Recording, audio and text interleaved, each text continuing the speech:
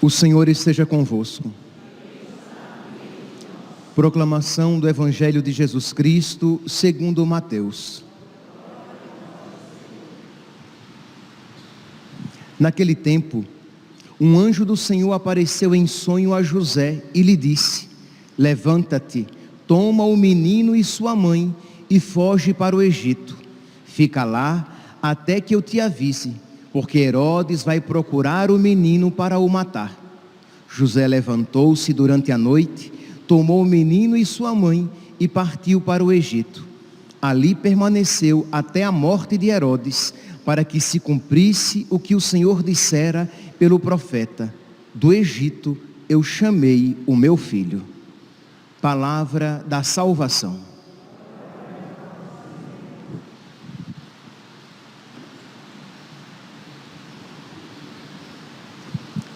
Caríssimos irmãos e irmãs, nós estamos neste 7 de setembro, em que nós rezamos pela nossa pátria, em que nós rezamos pelo nosso país. Nós também temos a alegria de rezar pelo nosso país, pela nossa pátria, pedindo a intercessão do anjo que foi concedido a esta pátria para que a protegesse. Nós cristãos, nós cremos na ação dos anjos. Nós vemos nas Sagradas Escrituras várias passagens que nos remetem, que nos mostram essa realidade da intervenção de Deus por meio dos seus anjos. Deus que, é claro, poderia diretamente agir em nós. Deus quer se servir de outras pessoas para fazer o bem em nós. Assim como Deus se serve de mim para fazer o bem a outras pessoas, como Deus se serve de você para fazer o bem a outras pessoas, Deus poderia Ele mesmo falar diretamente aos corações e às almas, mas Deus misericordiosamente quer fazer o bem por meio de outras pessoas. Deus isso também realiza por meio dos santos anjos. Então nós temos os nossos, cada um tem o seu anjo da guarda, e as instituições têm um anjo também para auxiliá-las naquela missão, em fazer o bem. E os países, de um modo particular. Então, o anjo do Brasil, ele está em profunda relação com os nossos anjos da guarda, com o anjo da guarda da nossa paróquia, para que, agindo com eles, possa fazer com que nós todos atinjamos o destino para o qual nós fomos criados, a finalidade para a qual nós fomos criados, a salvação das nossas almas. Esta é, em última instância, a finalidade, a missão de um anjo, é levar o maior número de pessoas para o céu, levar aqueles que lhes são confiados para o céu. E o anjo do Brasil tem esta missão grandiosíssima, de levar esta nação para o céu. Enquanto o meu anjo da guarda tem a missão de me levar para o céu, o anjo da guarda do Brasil tem esta missão para com toda a nação brasileira. E é claro, meus santos, que nós sabemos então, vemos quão grande é esta missão. E é providencial que nós, meus santos, celebremos esta festividade, esta data, dentro da nossa quaresma de São Miguel, em que nós nos colocamos debaixo da proteção de São Miguel, porque nós reconhecemos que não é contra carne e sangue que nós lutamos, que os nossos verdadeiros inimigos são inimigos espirituais, são aqueles que querem a danação da nossa alma.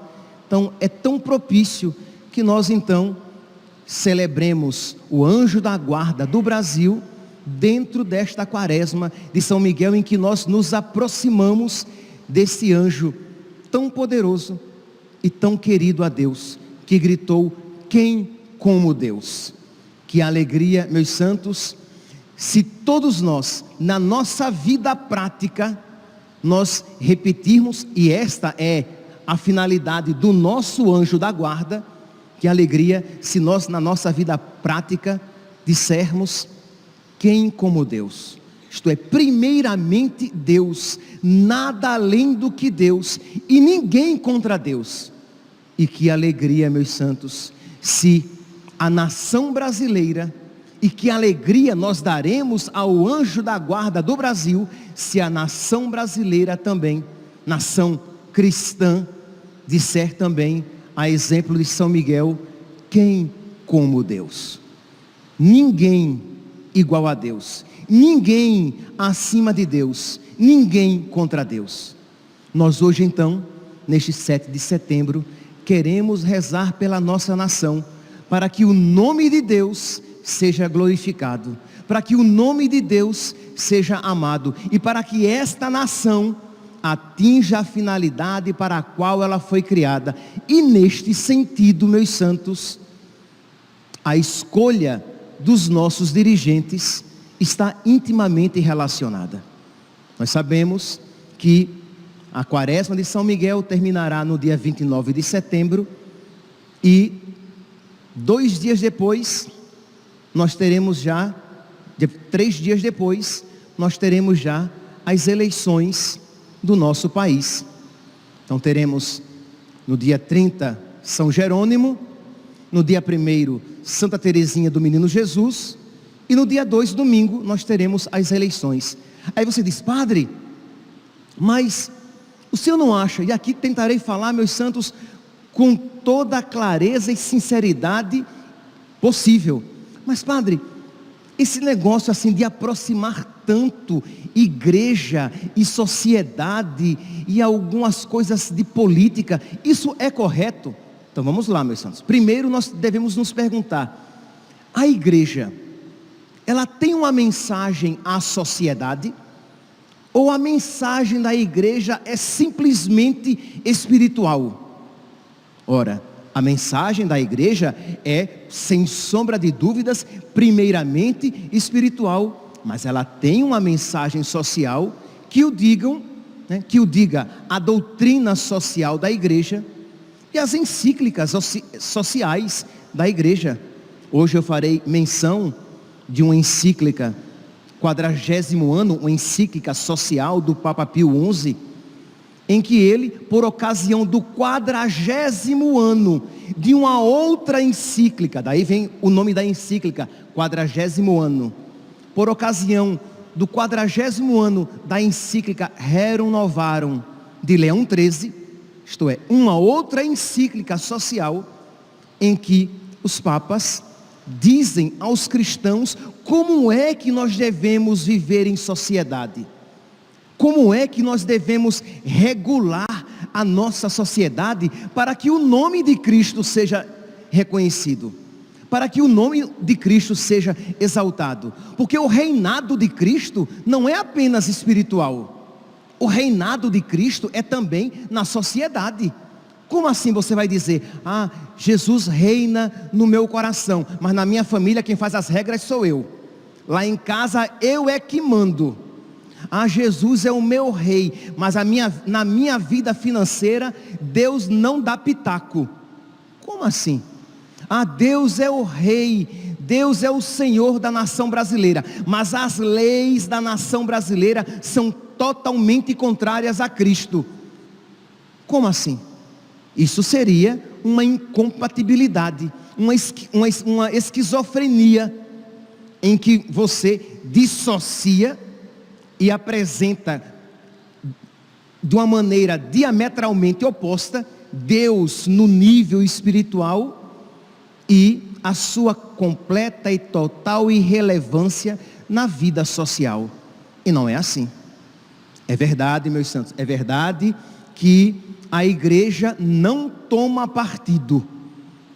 É verdade que todo sacerdote não pode tomar partido algum e nem fazer do púlpito, do ambão, um palanque para qualquer candidato. Mas é verdade também que a igreja pode condenar alguns partidos, e o sacerdote tem a obrigação de dizer: estes partidos que têm estas agendas totalmente contrárias à fé cristã, estes partidos não podem ser votados, não podem ser acolhidos pelos cristãos.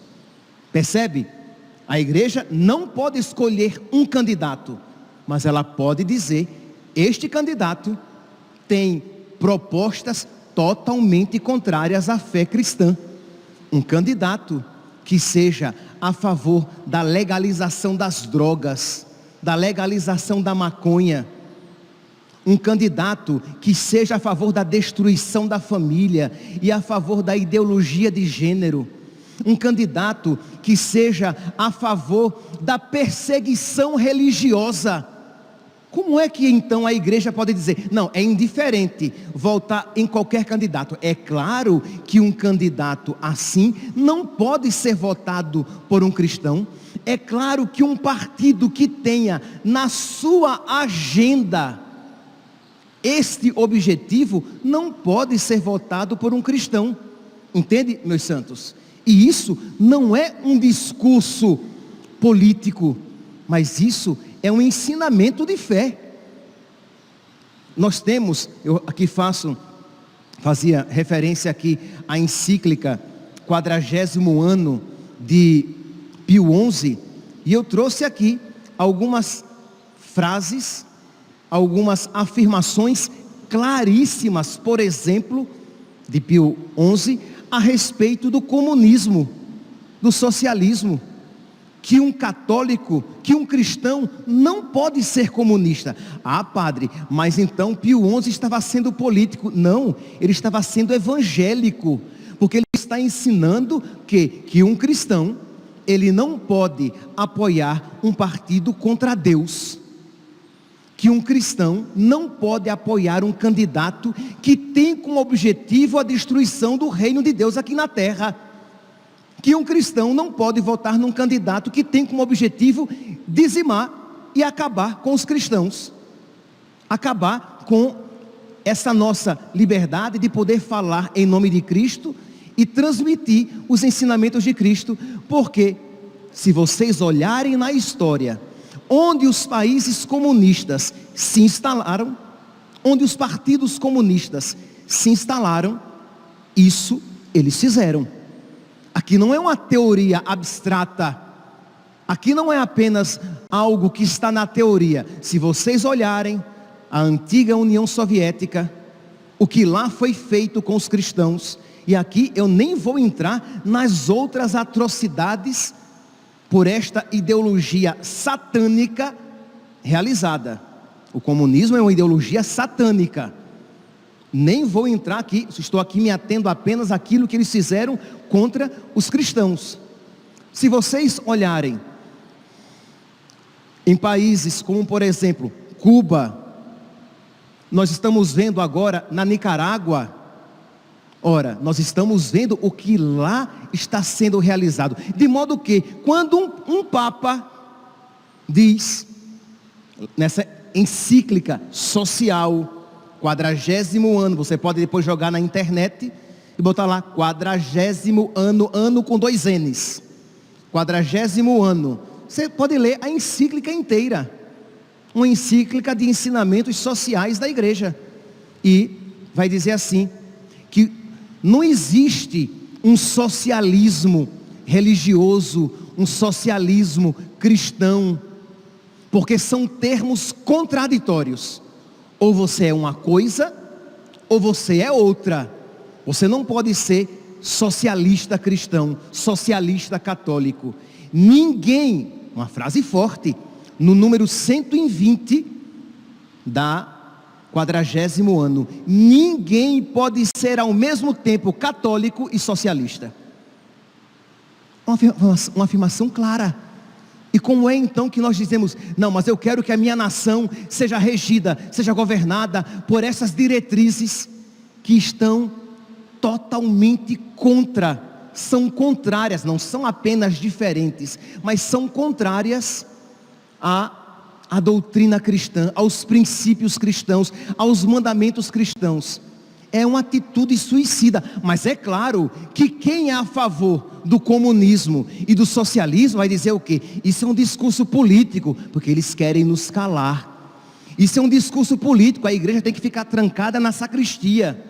Não, meus santos, a igreja tem uma mensagem social, e ela tem o dever, a obrigação religiosa, a obrigação de consciência, de alertar os seus fiéis, e eu tenho a obrigação diante de Deus, mesmo que com isso eu venha a angariar inimizades, eu tenho o dever diante de Deus de alertá-los.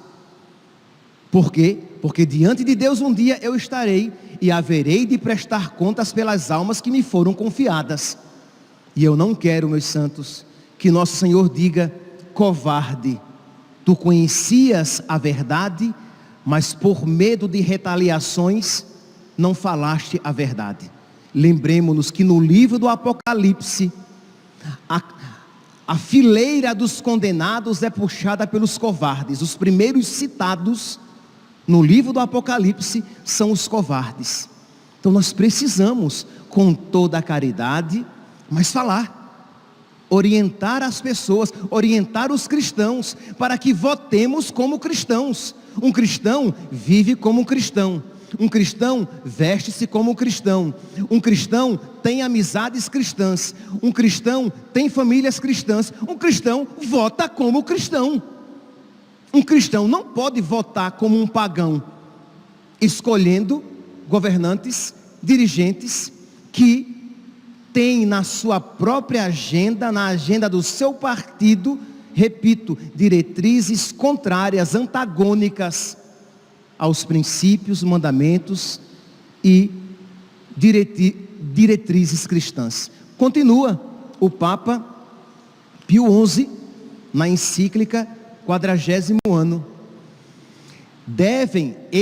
Esta negativa, esta condenação ao comunismo, ao socialismo, deve também se aplicar, imagine isso, em 1931, ele dizia, a um novo sistema prático que começava a surgir, ainda pouco conhecido, mas que vai se propagando nos meios socialistas. Propõe-se ele a uma formação das inteligências e dos costumes, e ainda que se faz particular amigo da infância, e procurar aliciá-la, abraça todas as idades e condições, isto é, cuidado com esse socialismo educativo, que quer entrar nas escolas e mudar a mentalidade das nossas crianças, mudar a mentalidade, a ideia de família nas nossas crianças, para que elas achem que é família, tanto faz um homem e uma mulher com outra mulher, e um homem com outro homem, porque tudo isso é família.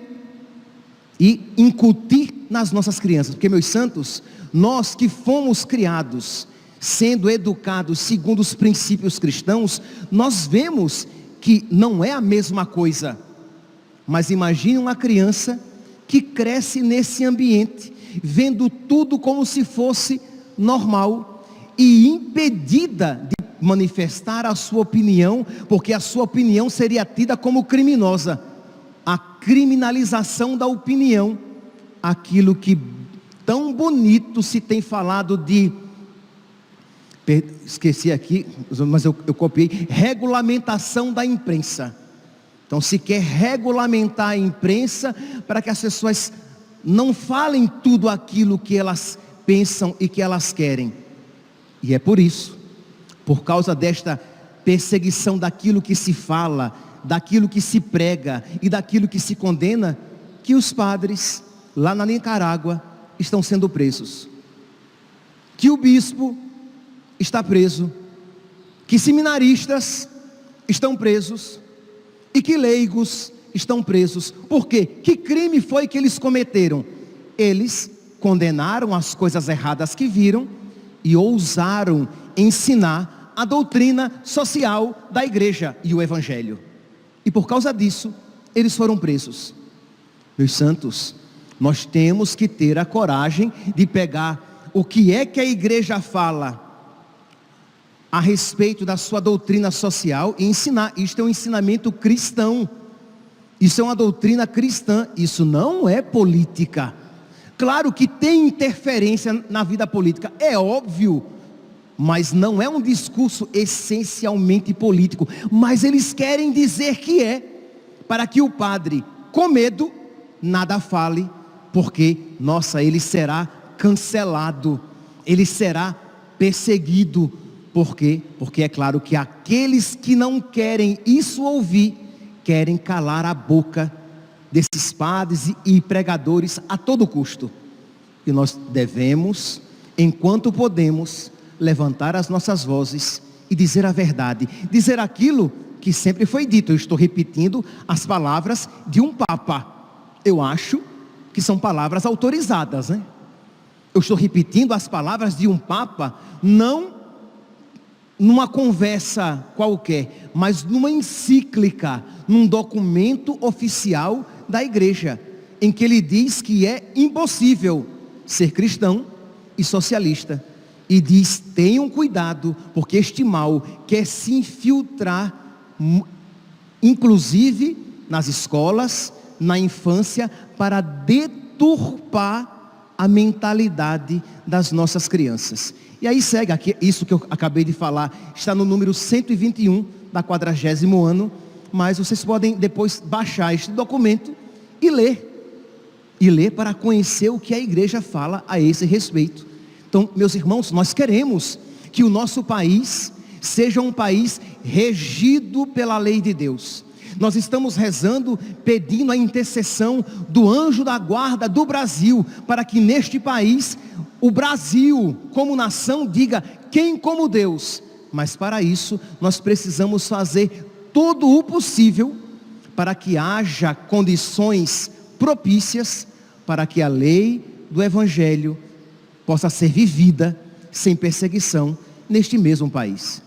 Repito, votar em candidatos, apoiar partidos que estão trabalhando pela legalização da maconha, pela ideologia de gênero, pela destruição da família, que apoia, que é um partido comunista socialista, que quer a legalização do aborto para ser tratado como uma questão de saúde pública, que propaga em tantos outros lugares, e não será diferente aqui, a perseguição religiosa. Votar em candidatos assim e apoiar partidos desta maneira é, na igreja, celebrar uma coisa e na vida prática destruir tudo aquilo que na igreja pensou se pedir. Celebremos, meus santos. Peçamos a intercessão do santo anjo da guarda do nosso país, neste dia da independência, neste 7 de setembro, para que neste país, no coração, nas vidas e nas leis dos cristãos do nosso Brasil, nós possamos dizer sempre, com muita alegria e liberdade: quem como Deus? Quem igual a Deus? Ninguém maior do que Deus e ninguém contra Deus. Que Deus nos conceda esta graça e fortaleça o nosso espírito nesta batalha. Louvado seja nosso Senhor Jesus Cristo, para sempre seja louvado.